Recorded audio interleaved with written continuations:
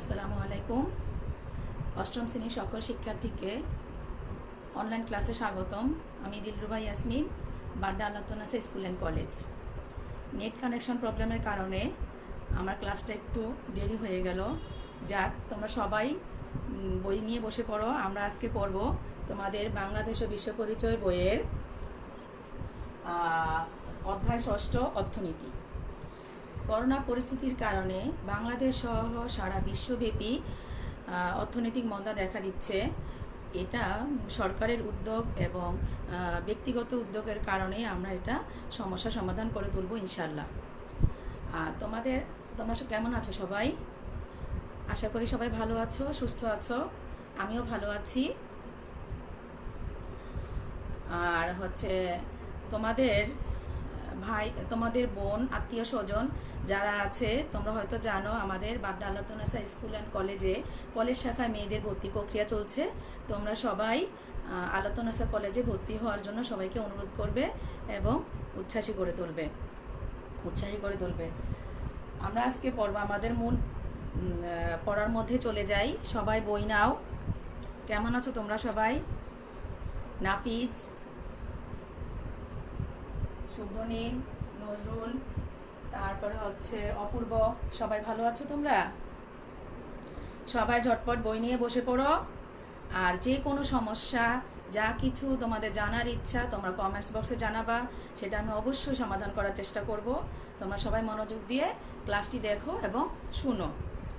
সবাই বই খাতা নিয়েছো? আচ্ছা, আমরা আজকে পড়ব বাংলাদেশের অর্থনীতি। তো তোমরা জানো যে বাংলাদেশ হচ্ছে কৃষি প্রধান দেশ। এদেশের বেশিরভাগ মানুষই গ্রামে বাস করে এবং কৃষিকাজ করে তারা জীবিকা নির্বাহ করে থাকে। গ্রাম অঞ্চলে এছাড়াও জেলে, তাঁতি, কামার, কুমার এরা ব্যক্তিগতভাবে নিজের কাজ করে থাকে। আবার শহরেও ব্যক্তিগতভাবে কেউ দোকান, কেউ ব্যবসা, ছোটোখাটো ব্যবসা বাণিজ্য, ফেরিওয়ালা, রিক্সা চালক, ভ্যান চালক ইত্যাদি কাজ করে থাকে। তো গ্রাম অঞ্চল এবং শহরাঞ্চল এই ব্যক্তিগত উদ্যোগে তারা কাজ করে থাকে। আবার কিছু রাষ্ট্রীয় মালিকানায় কাজ করে থাকে। আবার কোনো ব্যক্তি মালিকানাধীন অধীনেও কাজ করে থাকে। এই তিনটি প্রক্রিয়া কাজের মাধ্যমে আমরা আমাদের অর্থনীতিকে সামনের দিকে এগিয়ে নিয়ে যেতে পারি বা অর্থনৈতিক উন্নয়নের সাহায্যে আমরা দেশের উন্নতি করতে পারি।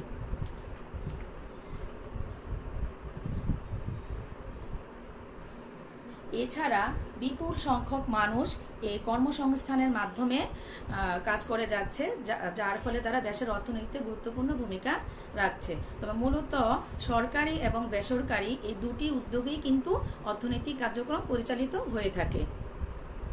তো আমরা আজকে আমাদের পাঠে যা যা শিখবো, তোমরা আমার কথা ঠিকমতো শুনতে পাচ্ছ কিনা একটু জানিয়ে দাও প্লিজ।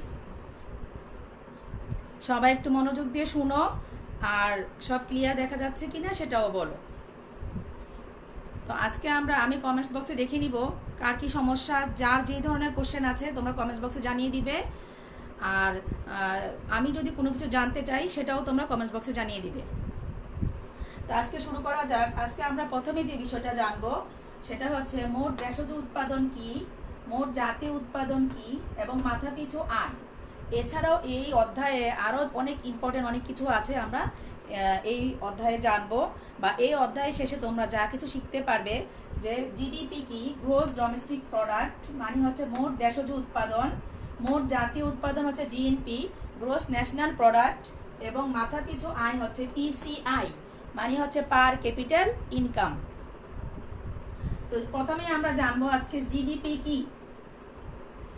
সবাই খেয়াল করো, জিডিপি হচ্ছে গ্রোস ডোমেস্টিক প্রোডাক্ট। এর বাংলা অর্থ হচ্ছে মোট দেশজ উৎপাদন। এর বাংলা অর্থ হচ্ছে কি? মোট দেশজ উৎপাদন। একটি দেশের অভ্যন্তরে দেশি বিদেশি নাগরিকদের দ্বারা মোট উৎপাদিত দ্রব্য বা সেই মূল্যই হচ্ছে মোট দেশজ উৎপাদন। জিডিপি হিসাব করা হয় মূলত একটি দেশের সামগ্রিক অর্থনীতির শক্তি কতটুকু সেটা জানার জন্য।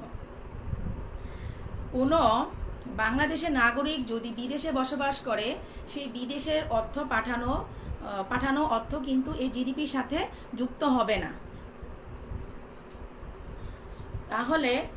তাহলে কোন অর্থ ধরা হবে? আমাদের দেশের ভিতরে দেশীয় নাগরিকরা যেখানে যদি বিদেশিরাও অবস্থান করে তাহলে তাদের আয়ও সেখানে যুক্ত হবে।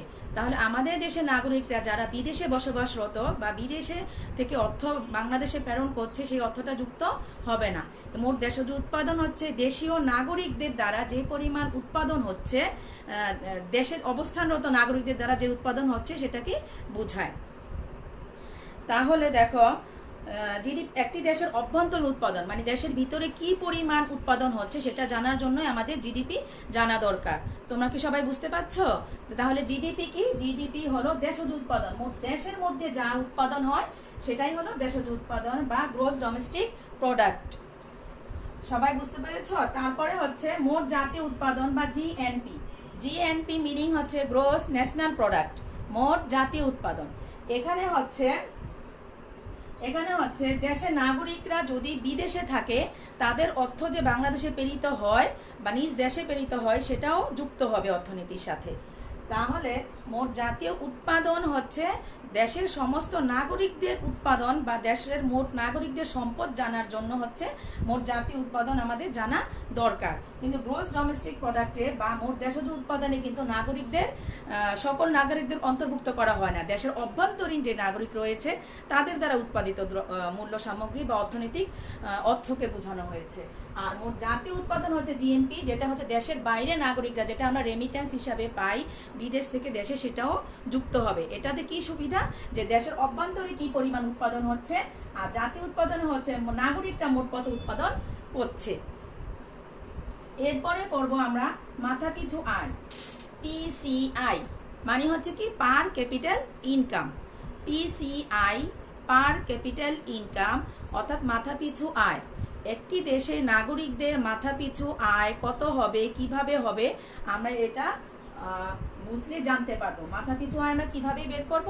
কোনো নির্দিষ্ট সময়ে বা একটি বছরে মোট জাতীয় আয়কে মোট জনসংখ্যা দ্বারা ভাগ করলে আমরা মাথাপিছু আয় পেয়ে যাব। আমাদের দেশ একটি জনবহুল দেশ, তোমরা সবাই জানো।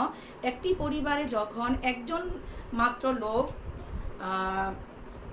আয় করে এবং সেই অনুযায়ী সংসারের অন্যান্য মানুষরা আমরা তার উপরে নির্ভরশীল হয়ে পড়ি, তাদের আয় দ্বারাই হচ্ছে আমরা সংসার পরিচালিত করি। তো দেখা যাচ্ছে যে জনগণের সাথে কিন্তু অন্যান্য সদস্যরা যুক্ত হয়ে যাচ্ছে। তাহলে একজন যদি আয় করে আর চারজন যদি তাদের সাথে খায় তাহলে ওই একজনের মাথাপিছু আয় কিন্তু ওদের সাথেও জড়িয়ে যায়।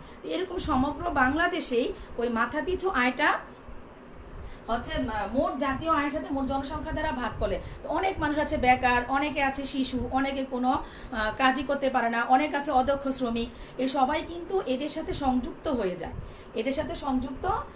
তো দেখি আমরা একটা উদাহরণস্বরূপ ব্যাখ্যা করি, তোমাদের বইও দেওয়া আছে বা এক্সট্রা অঙ্ক আসতে পারে। দেখো তোমরা মাথাপিছু আয়ের সূত্র যদি আমি প্রশ্ন করি 2011 সালে কোন একটি দেশের মোট জনসংখ্যা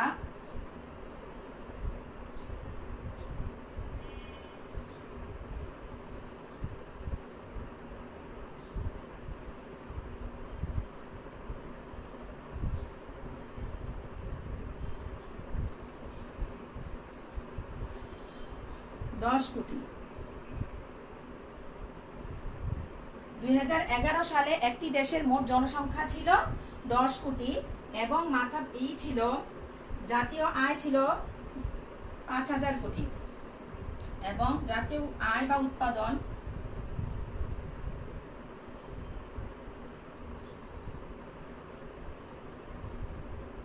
5,000 কোটি মার্কিন ডলার।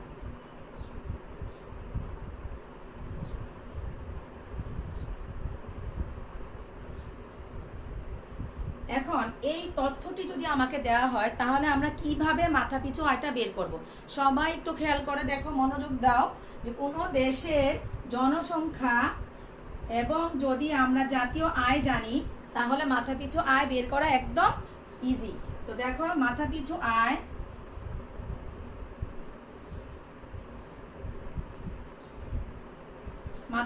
সূত্র কি বলতো? সূত্র হচ্ছে এক নির্দিষ্ট বছরের মোট জাতীয় আয়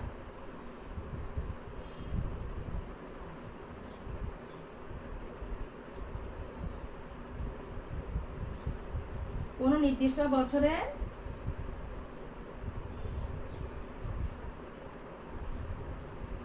বছরে মোট জাতীয় আয় এবং মোট ওই বছরের মোট জনসংখ্যা, ওই বছরে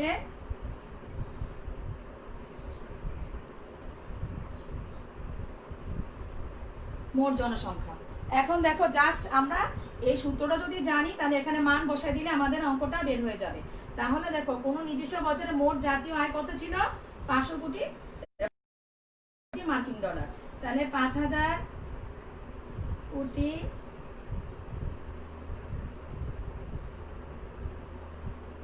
সবাই খাতা কলম নিয়েছ?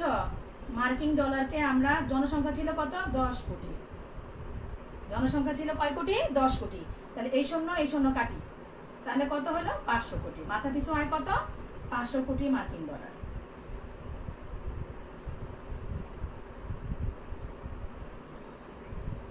তাহলে কত? 500 কোটি মার্কিন ডলার। তোমরা সবাই বুঝতে পেরেছ?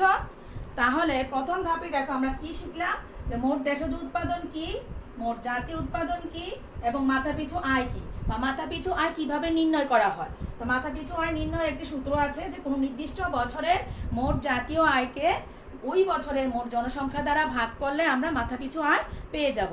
এখন তোমার ইনফরমেশন যাই থাকুক না কেন, এখানে সংখ্যা বদলাতে পারে, এখানে সংখ্যা বদলাতে পারে, যা খুশি হোক না কেন, তোমরা নির্দিষ্ট জায়গায় যদি ওই মানটা বসিয়ে দাও তাহলে তোমরা মাথাপিছু আয় সহজেই বের করতে পারবে। সবাই বুঝতে পেরেছ? আচ্ছা, যদি খাতা কলম নিয়ে থাকো একটু তুলো, আমি মুছে ফেলবো, আমরা অন্য টপিকে চলে যাব।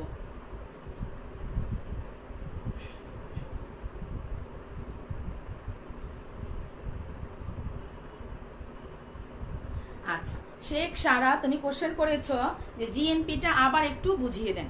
জিএনপি দেখো, তুমি যেহেতু প্রশ্ন করেছো সারা, মোট জাতীয় উৎপাদন, জিএনপি এটা হচ্ছে গ্রোস ন্যাশনাল প্রোডাক্ট, মানে হচ্ছে মোট জাতীয় উৎপাদন।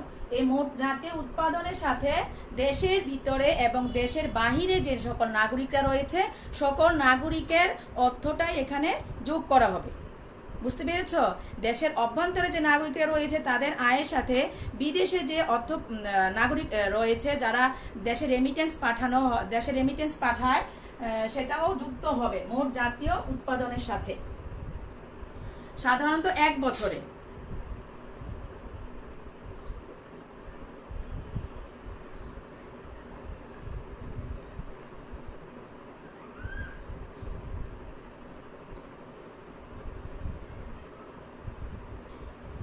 একটি দেশ কতটা উন্নত এবং কতটা অনুন্নত তা নির্ভর করে কিন্তু এই মাথাপিছু আয়ের উপরে। যদি কোনো দেশের মাথাপিছু আয় অনেক বেশি হয় তাহলে সেই দেশ তত বেশি উন্নত, কোনো দেশের মাথাপিছু আয় যদি কম হয় তাহলে সেই দেশ তেমন বেশি উন্নত না। তাহলে আমাদের কোনো দেশ কতখানি উন্নত তা নির্ভর করবে কিসের উপরে?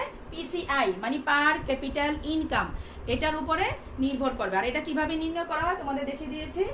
আর একটি দেশের উন্নয়নের জন্য সবচেয়ে বেশি ভূমিকা পালন করছে এই পিসিআই, মাথাপিছু আয় কত। আর মাথাপিছু আয় বাড়াতে হলে কি করতে হবে?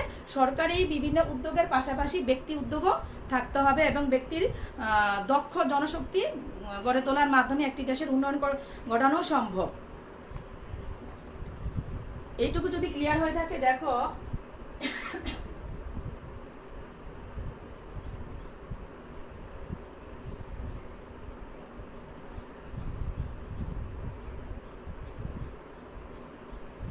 আচ্ছা তোমরা সবাই এটা তুলেছ? আমি নেক্সট টপিকে চলে যাই, সবাই একটু মনোযোগ দাও। মুছে ফেললাম।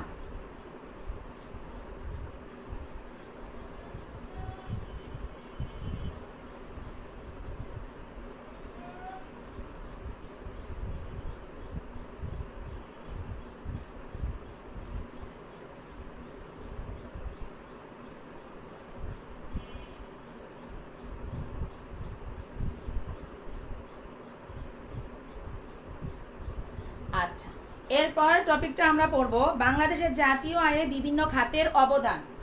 জাতীয় আয়ে বিভিন্ন খাতের অবদান।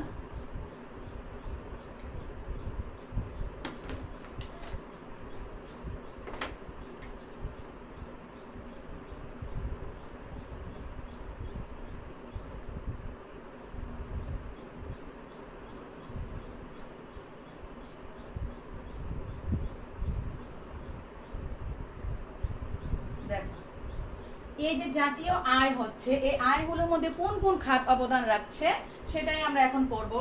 দেখো, 1 নম্বরে তোমার জাতীয় আয়ের মধ্যে যে সকল খাত অবদান রাখছে এর মধ্যে 1 নম্বর হচ্ছে কৃষি ও বনজ। কৃষি ও বনজ, কৃষি ও বনজ। 2 নম্বরে রয়েছে মৎস্য খাত।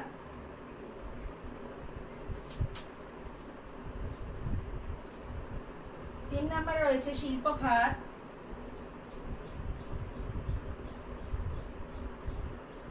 4 নম্বরে রয়েছে পাইকারি খুচরা বাণিজ্য।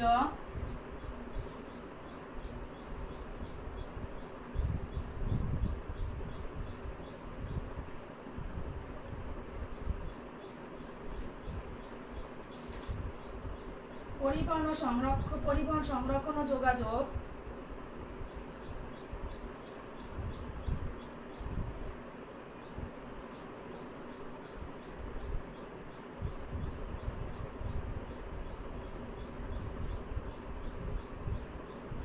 এবং 6 নম্বরে রয়েছে স্বাস্থ্য ও সামাজিক সেবা খাত।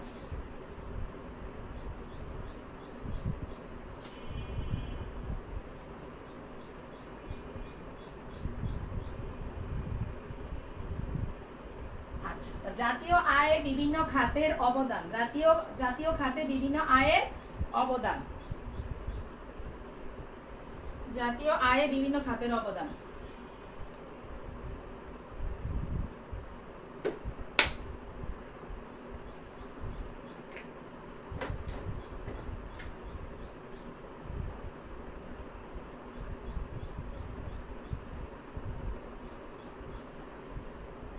জাতীয় আয়ে বিভিন্ন খাতের অবদান: কৃষি ও বনজ খাত, মৎস্য খাত, শিল্প খাত, পাইকারি খুচরা বাণিজ্য, পরিবহন সংরক্ষণ ও যোগাযোগ, স্বাস্থ্য ও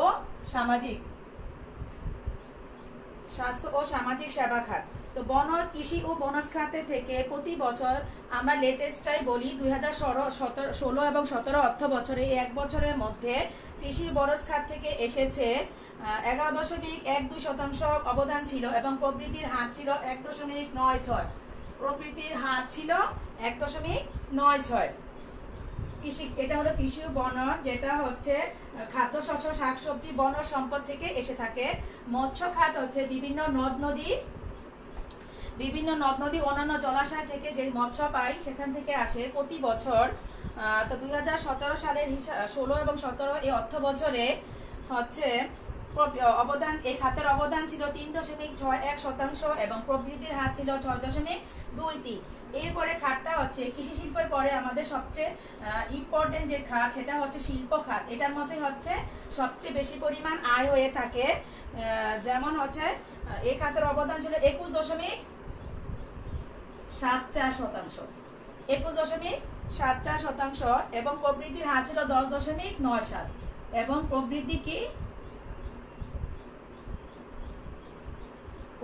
হচ্ছে 10.97%। এটা এই জন্যই লিখে দিলাম কারণ হচ্ছে সবচেয়ে বেশি তোমার আসতে পারে যে জাতীয় আয়ে কোন খাত সবচেয়ে বেশি ভূমিকা পালন করছে, এরকম একটা কোশ্চেন আসতে পারে। তো জাতীয় আয়ে সবচেয়ে বেশি কোন খাতে অবদান রাখছে? জাতীয় আয়ের মধ্যে সবচেয়ে বেশি অবদান রাখছে হচ্ছে শিল্প খাত, যার হচ্ছে 2016 অর্থ বছরে 21.74% ভূমিকা রাখে এবং প্রবৃদ্ধির হার ছিল 10.97%। এরপর হচ্ছে পাইকারি ও খুচরা বাণিজ্য। পাইকারি ও খুচরা বাণিজ্যের মধ্যে 16 এবং 17 অর্থ বছরের মধ্যে অবদান, এই খাতের অবদান ছিল 14.01 এবং প্রবৃদ্ধির হার ছিল 7.37। প্রবৃদ্ধির হার ছিল 7.37। তো পরিবহন সংরক্ষণ ও যোগাযোগের মধ্যে খাত রয়েছে 6.76%, প্রবৃদ্ধির হার ছিল 6.76% এবং স্বাস্থ্য সেবা খাতের মধ্যে 7.63 প্রবৃদ্ধির হার, এটা মনে রাখবা। প্রবৃদ্ধির হার হচ্ছে 7.63% এবং পরিবহন ও সংরক্ষণের মধ্যে হচ্ছে 6.76। এই সবগুলো দেখো তুমি বিশ্লেষণ করে দেখা যাবে যে হচ্ছে শিল্প খাতে সবচেয়ে বেশি অবদান রাখছে 10.97%। সবাই কি বুঝতে পেরেছো?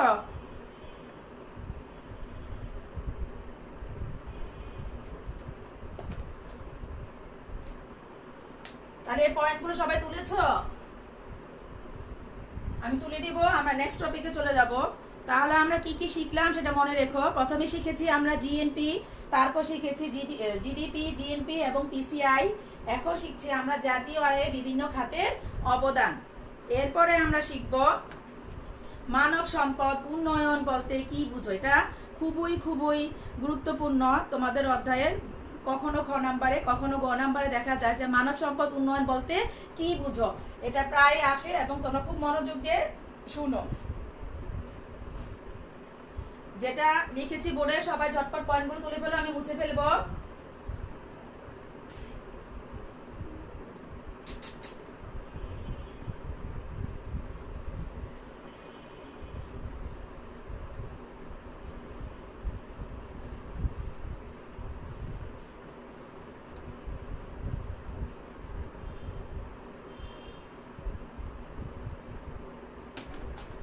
আচ্ছা, মানব সম্পদ উন্নয়ন বলতে কি বুঝো?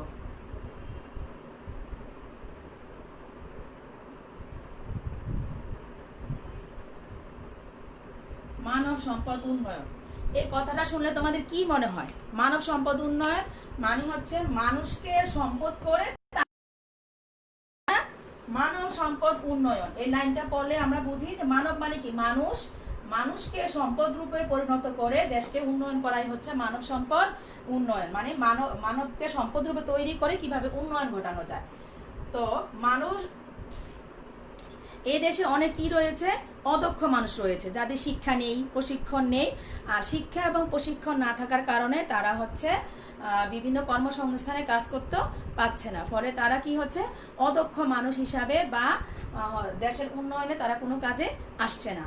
যে সমস্ত লোক বা যে সমস্ত ব্যক্তি জীবনে কাজ না করে, কোনো অর্থ উপার্জন না করে, দেশের উন্নয়ন ঘটাতে না পারে, সে হচ্ছে একটি পরিবারের জন্য যেমন বোঝা, তেমনি একটি দেশের জন্য বোঝা। তো দেশকে উন্নয়ন করতে গেলে বা দেশকে উন্নতির দিকে নিতে গেলে অর্থনৈতিক দিক থেকে কি করতে হবে, উন্নয়ন করতে গেলে মানব সম্পদ উন্নয়ন করতে হবে। আর মানব সম্পদ উন্নয়ন আমরা কিভাবে করব?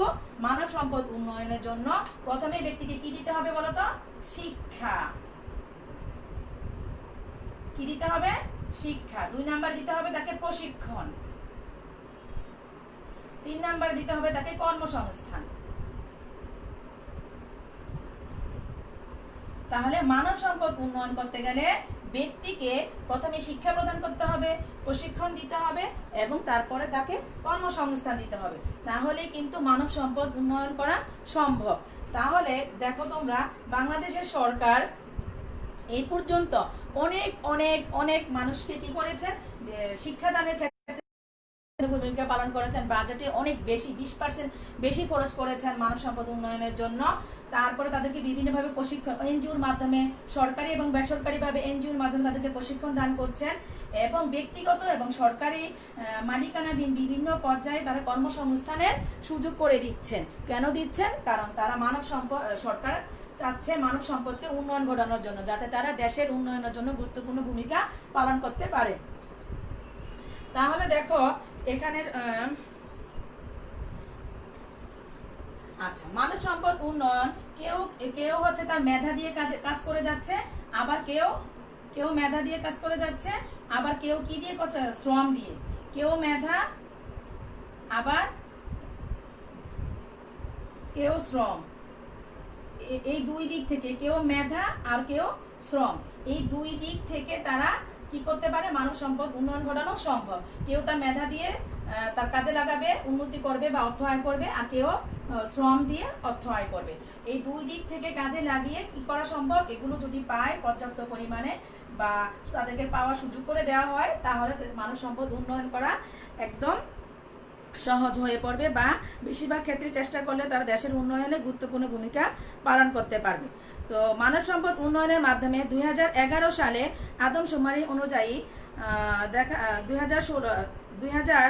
বাংলাদেশে বর্তমানে সাক্ষরতার হার হচ্ছে কত, 72.8%, যেটা 2009 সালে কত ছিল, 2009 সালে ছিল 54.8%। সেটাকে সরকার বিভিন্ন উদ্যোগে, বিভিন্ন প্রশিক্ষণের মাধ্যমে, অনেক চেষ্টার ফলে দিনের পর দিন যেটা আমরা হিউম্যান ডেভেলপমেন্ট রিপোর্ট থেকে 2018-এর উৎস থেকে পাই যে বর্তমানে বাংলাদেশে শিক্ষার হার হচ্ছে 72.8%। তো সরকারি উদ্যোগে কি করছে, দিনের পর দিন এই শিক্ষার হারটা এগিয়ে নিয়ে যাচ্ছে। ইনশাল্লাহ আমরা সামনে আরও এগিয়ে নিয়ে যাব। একসময় উন্নত দেশের মতো আমাদের দেশও 100% শিক্ষার হার থাকবে।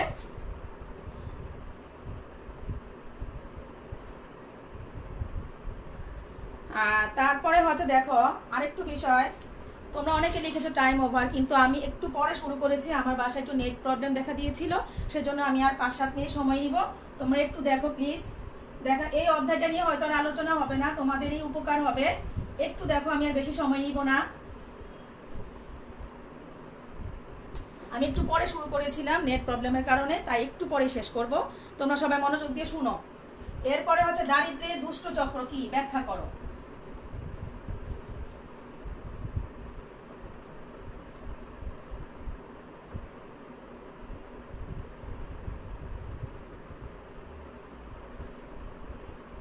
একটু মনোযোগ দিয়ে শোনো তোমরা। দারিদ্র্যের দুষ্ট চক্র কি, যারা দরিদ্র তারা কি করতে পারে না, ঠিক মতো খেতে পারে না, তাদের পুষ্টির অভাব থাকে, যার ফলে তারা ঠিকমতো কাজ করতে পারছে না। আর এই কাজ না করার ফলে তারা বিভিন্ন আয় করতে, অর্থ উপার্জনও করতে পারছে না। আর অর্থ উপার্জন না করতে পারার কারণে তাদের বিনিয়োগ এবং মূলধনের পরিমাণ কমে যাচ্ছে। আর যার ফলে তাদের দরিদ্র কমে যাচ্ছে, যার ফলে তারা কোনো কাজও করতে পারছে না বিনিয়োগ আর মূলধনের অভাবে। ফলে তারা দরিদ্রই থেকে যাচ্ছে। এটাই হচ্ছে দারিদ্র্যের দুষ্ট চক্র। তাহলে কি, তাদের পুষ্টির অভাব, তাদের পুষ্টির অভাবের কারণে তারা কি করতে পারে না, কাজ করতে পারে না।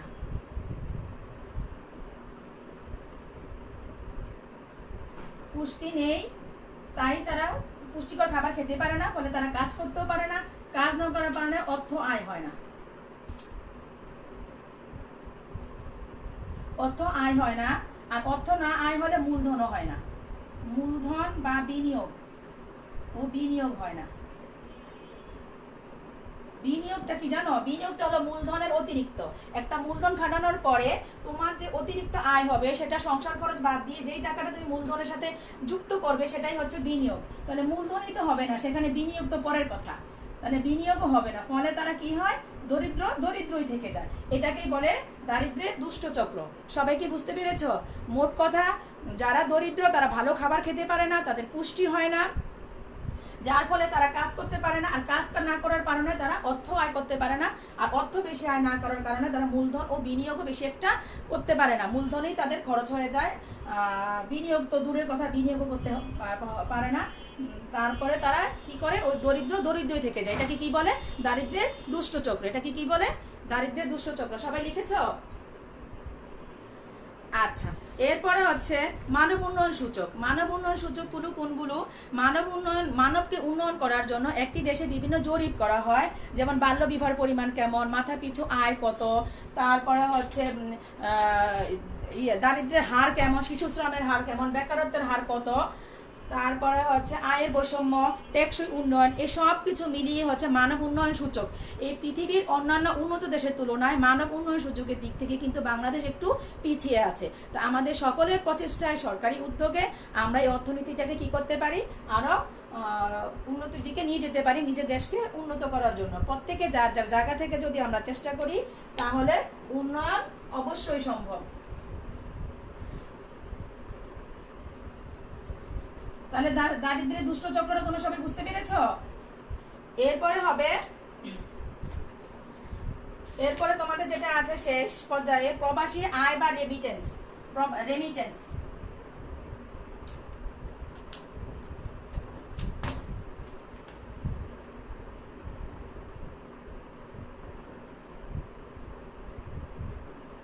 রেমিটেন্স কি, তোমরা কি জানো রেমিটেন্স কি? রেমিটেন্স হচ্ছে বিদেশ থেকে নিজ দেশে পাঠানো অর্থই হচ্ছে রেমিটেন্স। নিজ দেশের কোনো নাগরিক যখন পৃথিবীর বিভিন্ন দেশে চাকরি কিংবা ব্যবসা বাণিজ্য করে অর্থ আয় করে দেশে পাঠায়, নিজ দেশে পাঠায়, সেটাই হচ্ছে রেমিটেন্স। এই রেমিটেন্স শুধু বিদেশ থেকে টাকা পাঠানো অর্থ যে শুধুমাত্র তার পরিবারের বিনিয়োগ করা হয় তা কিন্তু নয়। সেই পরিবারের বিনিয়োগের পাশাপাশি তারা দেশের অর্থনৈতিক উন্নয়নে গুরুত্বপূর্ণ ভূমিকা রাখছে এবং দেশের মান বাড়াচ্ছে। বিনিয়োগ করে দেশের অর্থনৈতিক উন্নয়নে গুরুত্বপূর্ণ ভূমিকা রাখছে। আর জাতীয় আয়ের এটা একটা বড় অংশ। এই রেমিটেন্স, বিদেশ থেকে পাঠানো অর্থ, রেমিটেন্স হলো জাতীয় আয়ের একটা বড় অংশ, তোমরা মনে রেখো এটা। 2016 এবং 17 অর্থ বছরে কর্মরত বাংলাদেশি নাগরিকদের রেমিটেন্স ছিল 9.05 লক্ষ এবং তাদের পাঠানো অর্থের পরিমাণ ছিল 12,769.45 মিলিয়ন মার্কিন ডলার, যেটা 2008 এবং 9 সালে ছিল 9,689 মিলিয়ন মার্কিন ডলার।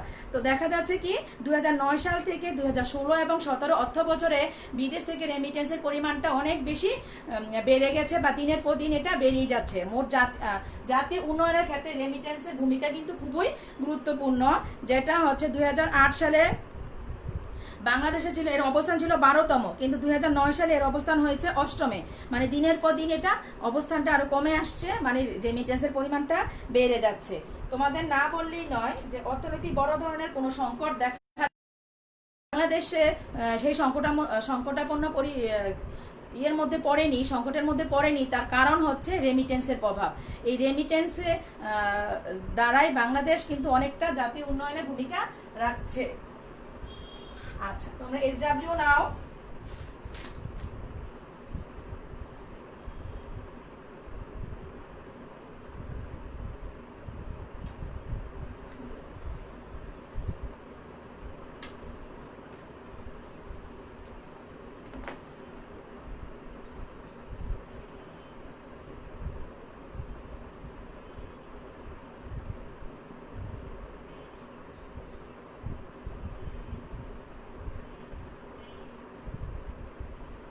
এক নং এবং 2 নং সৃজনশীল। আমি গত ক্লাসে তোমাদেরকে প্রত্নতাত্ত্বিক পরিচয় সম্পর্কে জানিয়েছিলাম এবং তোমাদের কিছু হোমওয়ার্কও দিয়েছিলাম। যখন স্কুল খুলবে, যার ক্লাস টিচার তার SW গুলো দেখবে। এবং আজকের SW আমি দিলাম 70 বিষয়ে 2টা সৃজনশীল। তোমার যদি ক্লাসটা মনোযোগ দিয়ে পড়ে থাকো, তোমরা নিশ্চয়ই 2টা সৃজনশীল পারবে। আর সৃজনশীল লেখার ধাপগুলো আমি ক্লাসে বলে দিয়েছিলাম এবং প্রথমে একটা ক্লাস নিয়েছিলাম, সেখানেও বলে দিয়েছিলাম। ক খ তোমাদের বই থেকে হুবহু আসবে এবং গ ঘ একটু ঘুরিয়ে আসবে, কিন্তু তোমাদের 3টি ধাপে বা 4টি ধাপে কিভাবে লিখতে হবে সৃজনশীল বুঝিয়ে দিয়েছিলাম। নেক্সট ক্লাসে সময় পেলে আবার বুঝিয়ে দিব, যার যা সমস্যা থাকে যদি কোশ্চেন করো। এই 2টা কোশ্চেন লিখবা, সবাই ভালো থাকো, ভালোভাবে লিখবা, করবো। আর তোমাদের বলি, গত 6 আগস্ট আমার বাবা মারা গিয়েছে। তোমরা সবাই তার জন্য দোয়া করবে, তিনি যেন জান্নাত লাভ করতে পারেন। আচ্ছা, সবাই ভালো থাকো, সুস্থ থাকো, আল্লাহ হাফিজ।